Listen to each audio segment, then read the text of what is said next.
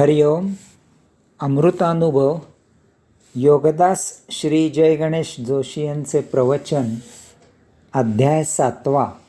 अज्ञानखंडन. ओवी क्रमांक 121. आपुलेची दृश्यपण उमसो न लाहे आपण, द्रष्टत्वा कीर आण पडली असता. अर्थात आत्मपरब्रह्म स्वतः कोणाचाही विषय धारणा होत नाही, त्याने द्रष्टाही नसण्याचा जणू काही निश्चय केला आहे. सूर्य चंद्र आपल्याला दिसतात, ते जरी आपल्यात येऊन प्रत्यक्ष सामील झाले नाहीत, आपल्यापासून दूर असले, तेथे त्यांचे ते वर्तत असले, तरीही ते आपल्याला चांगले जाणवतात. एवढ्यावरूनही आपण त्यांचा भरपूर उपयोग करून घेतो. आपला उपयोग हा अर्थातच भौतिक तृष्णा क्षुधा शमविण्यासाठी असतो, याचा त्या बिचाऱ्यांना पत्ताही नसतो. असे असले तरीही त्यांच्या नकळत त्यांच्यामुळे आपण या भौतिकात जन्ममरणाचे फेरे घेत राहतो. त्यांचा उपयोग करून आपण येथे भौतिक उपभोगांची रास निर्माण करतो आणि संचित न संपविता त्यात भर घालत असतो. यामधून आपण कधीही सुटका करून घेऊ इच्छित नाही, कारण आपण अडकलेलो आहोत हेच आपल्याला समजत नाही. ही ओवी समजावी म्हणून येथे सूर्य चंद्र यांचे उदाहरण घेतले आहे. आता विचार करावा की प्रत्यक्ष आत्मपरब्रह्म जर आपल्याला दृश्य झाले तर आपण काय करू? सूर्य चंद्र तर आत्मपरब्रह्माच्या मानाने फारच किरकोळ आहेत. त्यांचा जर आपण भौतिकासाठी इतका उपयोग करून घेतो, तर आपण आत्मपरब्रह्माला कोणत्या थराला उपभोगांच्या दावणीला बांधू? भगवंत श्रींनी येथे श्रीकृष्ण म्हणून पूर्णावतार घेतला. प्रत्यक्ष आत्मपरब्रह्म गोकुळी नांदू लागले. गोपोगोपी त्यांच्या इतक्या आहारी गेल्या की त्यांना स्वतः घरदार, मुलेबाळे, आप्तस्वकीय, गुरेवासरे इत्यादींचे भान राहीनासे झाले. तसेच काहीही संकट आले की त्याचे पारिपत्य स्वतः न करता त्यांना त्यासाठी श्रीकृष्णावर अवलंबून राहावे अशी सवय होऊ लागली. आत्मपरब्रह्माच्या वास्तव्याने गोकुळी सुबत्ता आली. गोकुळवासियांचे आयुष्य सुखावह सुसह्य झाले. शेवटी श्रीकृष्णाने गोकुळ कायमकरिता सोडण्याचा निर्णय घेतला. हे फार घातक आहे. येथे अंशात्मा म्हणून वास्तव्याला येण्याच्या मूलभूत हेतूला तडा देणारे आहे. यात लीला नाही. यास्तव आत्मपरब्रह्म येथे दृश्य होत नाही.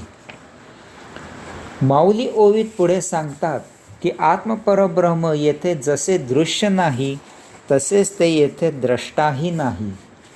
जसे ते कोणाला दिसत नाही, तसे ते कोणाला पाहतही नाही. कारण द्रष्टत्व आले की जडत्व आले, जडत्व आले की येथील व्यवहारात सामील होणे आले. अगदी नाईलाजच होतो तेव्हा ते आत्मपरब्रह्म येथे अवतार धारण करते, द्रष्टा होते, येथे प्रत्यक्ष जडरूपात वास्तव्य करते आणि बिघडलेली घडी पुन्हा पूर्ववत घालते. परंतु हा अपवाद आहे, नाईलाज आहे. द्रष्टत्वात साक्षीत्व लुप्त होते. साक्षीत्व हा तर विश्वलीला पाहण्याचा गाभा आहे. तोच जर नष्ट झाला तर यातील कैवल्य नष्ट होते. नाटक साक्षीत्वाने पाहण्यात मौज असते. त्यात लीला आहे, तेथे आनंद आहे, तेच कैवल्य आहे. ओवी क्रमांक 122. कोणा कोण भेटे दिठी कैची फुटे, ऐक्या सगट पोटे आटोनी गेली. अर्थात कोण कोणाला भेटतो, चैतन्य दुभंगते कसे, एकत्वात सर्व विलीन झाले. मागील ओवीत आपण आत्मपरब्रह्माचे बाबतीत दृश्य आणि द्रष्टा याचे निरूपण केले. आता या ओवीत माऊली त्याची दुसरी बाजू सांगत आहेत.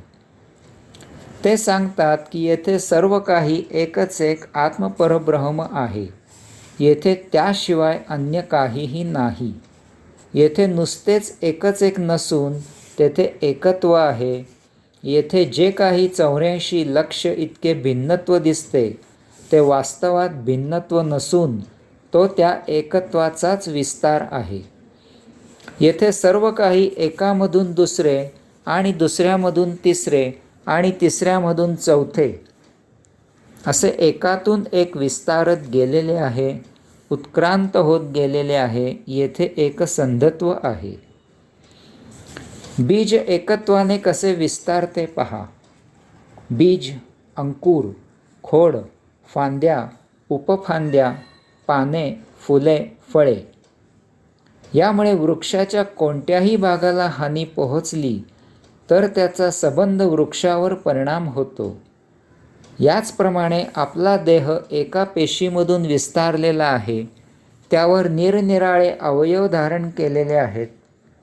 यामुळे आपल्या देहाला जर कोणत्याही एका भागाला इजा झाली तर त्याची कळ सबंध देहात पोहोचते. तसेच ब्रह्मांड म्हणजे परमचैतन्याचा ध्वनीच्या माध्यमामधून झालेला विस्तार आहे.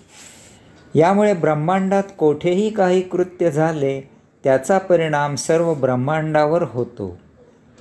मग असे असताना ते आत्मपरब्रह्म दृश्य आणि द्रष्टा असे दुभंगेल कसे? त्यात असा भेद कसा होईल? ते शक्य नाही. यास्तव आत्मपरब्रह्म दृश्य नाही आणि द्रष्टाही नाही. ते सदा सर्वदा सर्वस्वाला साक्षी आहे. तीच त्याची सत्य ओळख आहे.